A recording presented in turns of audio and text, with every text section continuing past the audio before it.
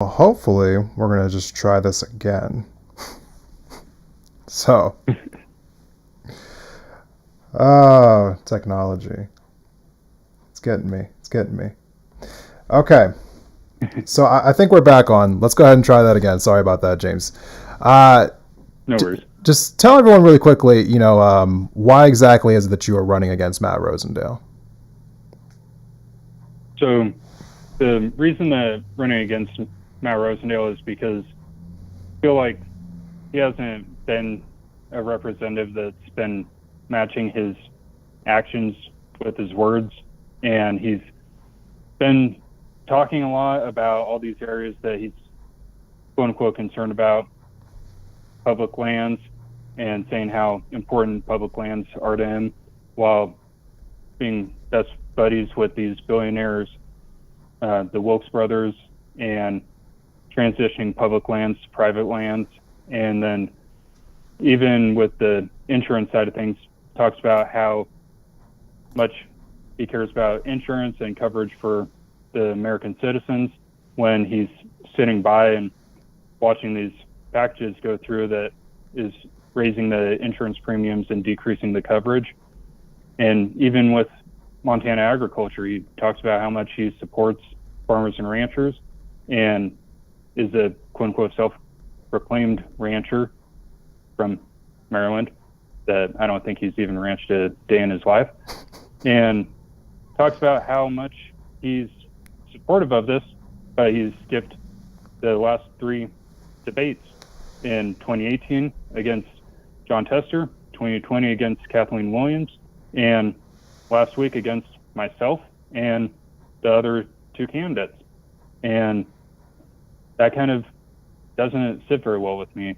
For me, I'm the kind of person that if I say something, if I say I'm going to do something, or if I'm even talking about something, then I want my actions to reflect that I'm actually concerned about something, that I'm actually willing to go out there and do something about an issue, not just talk about it, not just say whatever catchy headline that there is out there just to get more attention. I believe that actions speak much louder than words, and haven't been receiving that from him.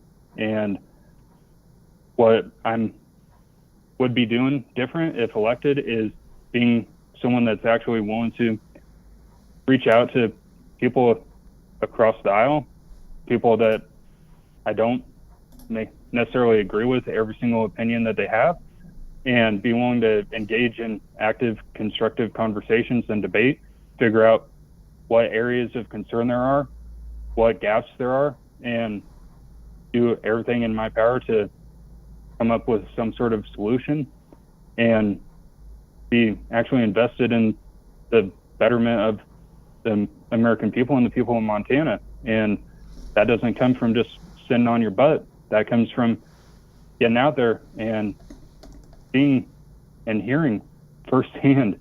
And moreover than anything, as a representative, I want to be someone that is actually engaged with the people, because I don't do anything half-assed. I do things in a way where I'd be authentic, show people that I actually do care, that I'm not just in this for fame or money or whatever it may be. I'm in this for the people that I'd be representing. And as a representative, I'd want people to see firsthand that I'll be honest with them, be transparent about anything and everything, whether it's here in the state or over in DC, and just be an actual representative that will do right by the people. So, you'd mentioned before constructive conversations. Let's talk about a place where constructive conversations go to die, social media. So, that is a conversation that, I hear people having all the time about, the toxicity of social media platforms. I think also when I hear conservatives talk about this issue, they talk about censorship a lot. What do you think is wrong with the current social media landscape? And do you think that the government should be regulating these social media companies kind of like a public utility? basically, when it comes to social media, I think that there could definitely be guidance that is in place, just like a lot of other things, that anything that's promoting pornography, especially child pornography, any violent acts or anything that's extreme, yeah, sure, there can be some guidelines there, but as a overall rule of thumb, I think that social media should maintain the First Amendment rights. And I think where we're kind of running into a lot of issues is we've got these social media companies that are picking and choosing what kind of people and what kind of information they want talked about on their platforms. And I think that once you get into a stage where you start deplatforming or censoring individuals based on differing opinions, different facts, or whatever it may be, that's running into a lot of not only First Amendment issues, but issues with integrity as a whole. And I think that if you're going to have social media platforms, you've got the basic rules that anything that carries any sort of illegal threats or whatever it may be, institute that. But when it comes to the freedom of expression, free speech, and all that kind of stuff, you got to let people have that ability to talk and have open dialogue, hear the differing opinions or anything like that. Because as we had talked about previously, once you get people that are in 100% agreement with everyone next to them, that's where you start losing that authenticity. And you get people conforming to certain ideas just so they can be accepted rather than being individuals. So when I think about some of the turmoil that comes on social media, it does seem it's a lot of, back and forth fighting, left and the right, so on and so forth. A lot of that fighting was predicated in the past around anything that Donald Trump would say. Now, he is currently no longer on the platform, but there's a lot of speculation that he's going to run again for the party's nomination in 2024. As a person who's running to be a part of the Republican, congressional caucus, would you find yourself supporting Donald Trump if he was, running for president again in 2024? And do you think he should be back on Twitter right now? So, there's a few different kind of caveats to this, but based on just purely the track record from how much he did help the economy and America as a whole, that portion, I think that I would definitely vote for him. The caveat to that would be I would highly, highly recommend and beg that he keep his thumbs off the Twitter universe while he is in office. Why do you think that specifically? So Trump, like many others, had the tendency of just saying whatever was on his mind in a unfiltered capacity. And as the president of the United States, you need to actually think before you speak, and especially think before you tweet. And where I believe that there was a lot of contention that was kind of stewed up from that is he tended to speak his mind with no filter, and that came across very abrasive to a lot of people, and especially when it came to name calling or anything along those lines. And I think that if he were to focus on policies and the economy and those main issues and less on his personal opinion of another person, then I think that there would have been a lot different opinions about him as president and him as a person. So let's talk about the current president of the United States, Joe Biden. I've Mhm. seen, on Instagram, for instance, you have had quite a number of criticisms about Biden. Um, I just want to give you a chance here to, I guess, say like specifically, if you had to tell me what your biggest critique of Joe Biden is, what exactly is it, and what do you think that, and is there anything that he's doing that you do like? So on the anything that he's doing that I do like, that's a tough one. If anything, I would have to say that there is some legislation going through that is being sponsored by Senator John Tester and some other kind of ag type bills that that Biden's promoting that would improve the circumstances for farmers and ranchers. And I think that that's something that has been pretty underutilized lately. And there's all this talk about big ag and big meat and all that kind of stuff. And as ridiculous as that kind of stuff sounds, it's pretty spot on. And where I believe that the approach that he's come from there on promoting more local farmers, ranchers, local communities, local production, and veering away from the big multinational corporations. That part I am supportive of, as long as we're not stuffing a bunch of extra stuff into that specific bill, because as it stands, it's pretty decent. When it comes to my biggest criticism, I'd have to say there's a couple. The first would be the inability to take responsibility for his own actions and his own choices. There's a lot of blame game going on. And at first it was the coronavirus and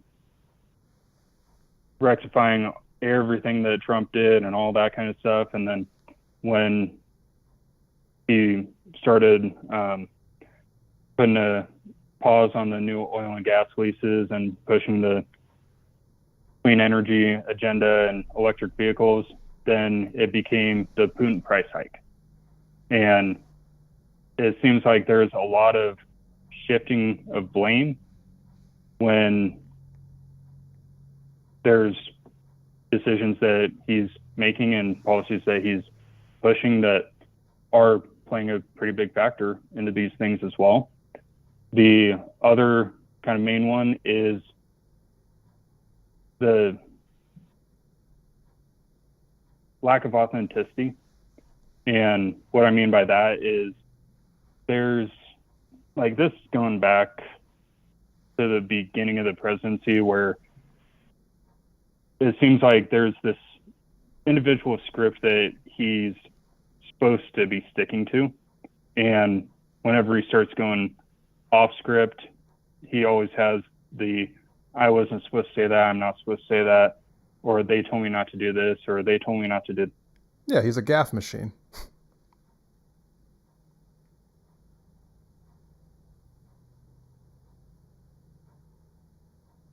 Oh, everything all right?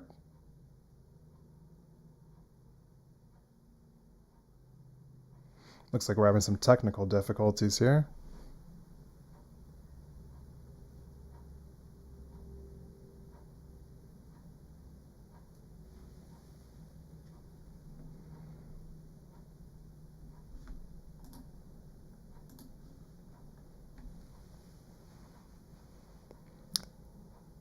I think you muted yourself.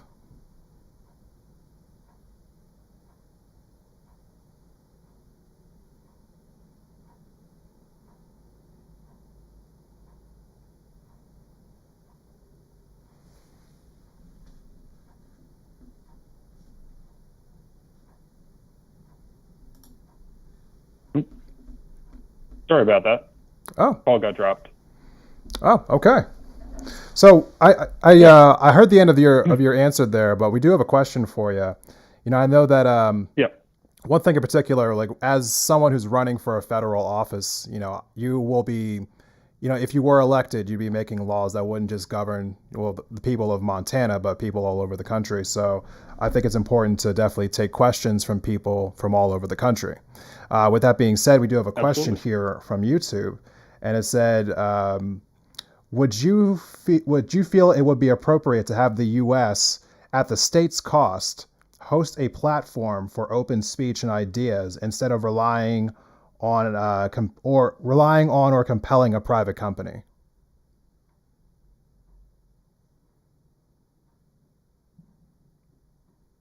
Uh, could you repeat that first part? Sure. So, would you feel it would be appropriate to have the U.S., like at the cost of the states, host a platform, like a social media platform, for open speech and ideas instead of relying or compelling a private company to do so?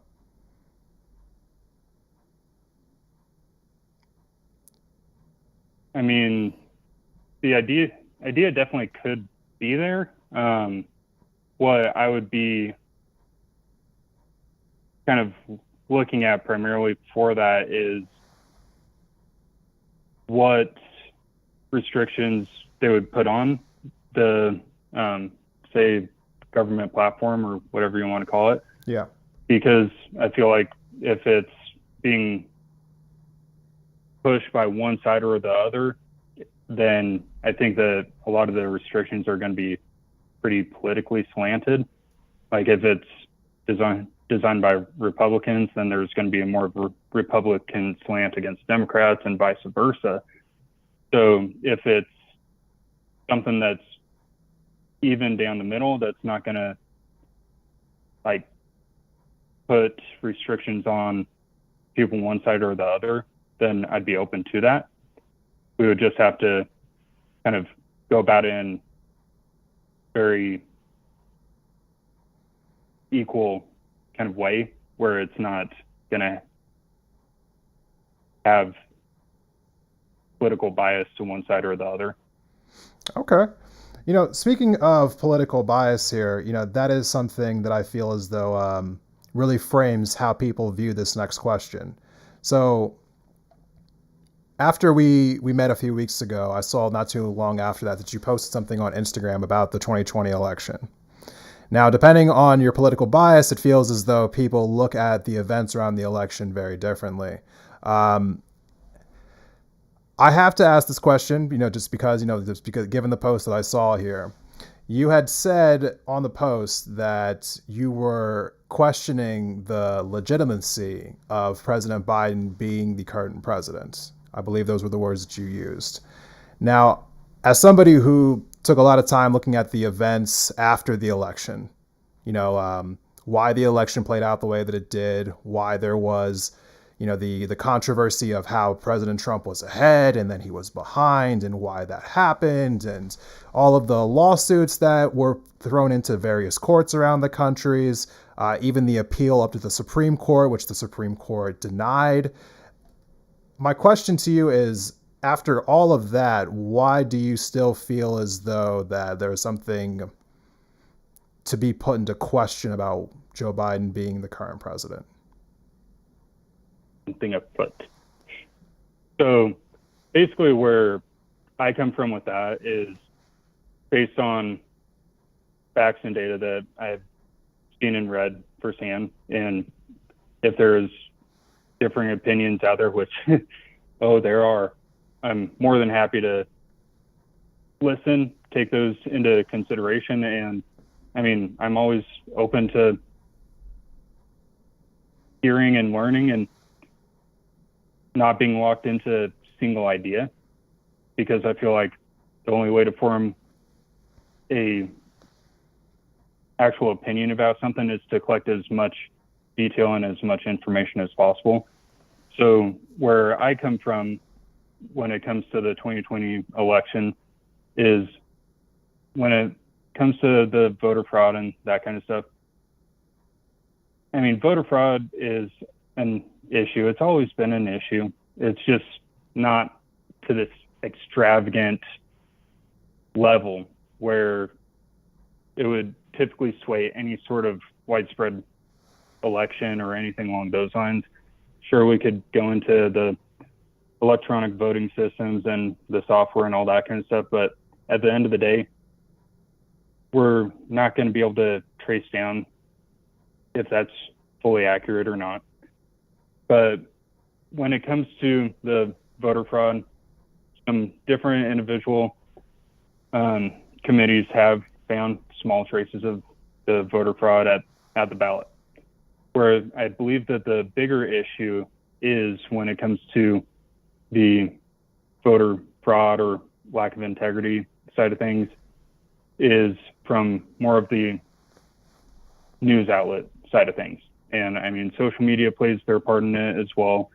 And on the actual news outlet portion, what I'm speaking to there is, as everyone by now has already seen, the Hillary Clinton kind of portion and the Russia collusion hoax that turned out that was fabricated.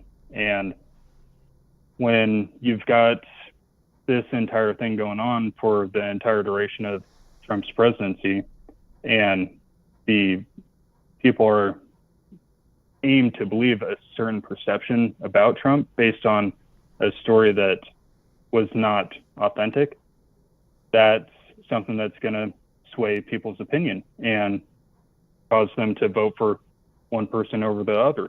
And even though Washington Post had come out and did a collection of all of the false or misleading narratives when it comes to Trump over the 4 years of his presidency, and I mean, every single outlet, it seemed like they had something new to say when it came to Trump or some breaking information.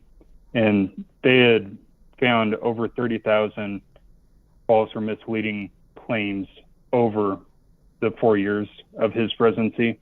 And when it comes to, I mean, the public's perception after that much misinformation, false information, slandering, whatever it may be, then obviously that's going to plant people's opinion and view.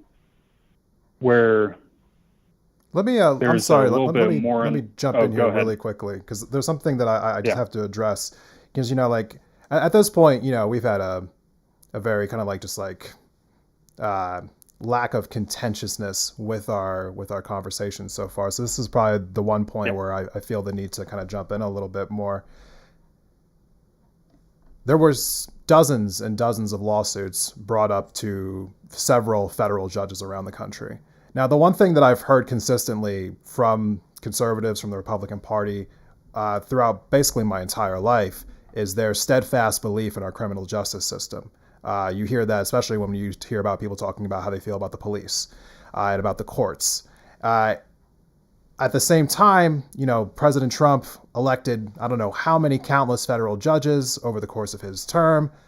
He specifically appointed three different judges to the Supreme Court. Well, he nominated them. They were confirmed by the Senate. So he even referred to the Supreme Court as like his Supreme Court. Now, his Supreme Court would not even hear his case. 63 of the 64 lawsuits that were brought before federal judges were denied, or they were struck down. The only one that they actually won was the one where they allowed the poll watchers to get closer in order to be able to see the votes being counted. So it was like time and time again, the system that conservative politicians normally tout as being this like beacon of American exceptionalism denied every single claim in federal courts that there was any voter fraud.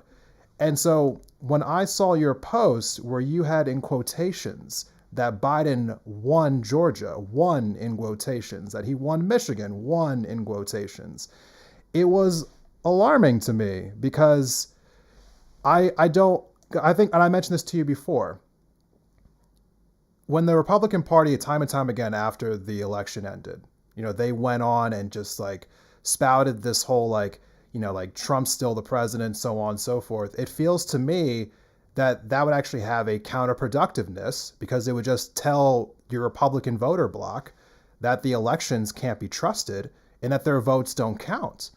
So if you can't prove that it happened, and you're telling everyone that it did happen, doesn't that incentivize people to actually show up to vote for Republicans in the future? Isn't that a problem? If you can't prove that it happened, why would you continue to cast doubt on the election? So, a couple kind of points there on the judge side of things. I can't really disagree with what they had stated about the lack of evidence, lack of proof, because kind of like what I was referring to earlier, the amount of voter fraud taking place at the ballot with the ballot harvesting or whatever you want to call, that's not where any sort of voter fraud or voter swaying or anything like that was transpiring at a scale that it would have had any real effect. The fraud or whatever you want to call it, the weighing of voter opinion, was primarily due to false information being thrown out there. And every single media outlet that I know of is guilty of this. They're willing to take a catchy headline, not do their fact-checking research, and just run with it, and like take advantage of a catchy headline. And when it comes to the quotation portions, the reason that I put the quotations in there is if you take into account the entire voter population and how much negativity that there was broadcasted against Trump, whether it was true or whether it was false, that sways opinions.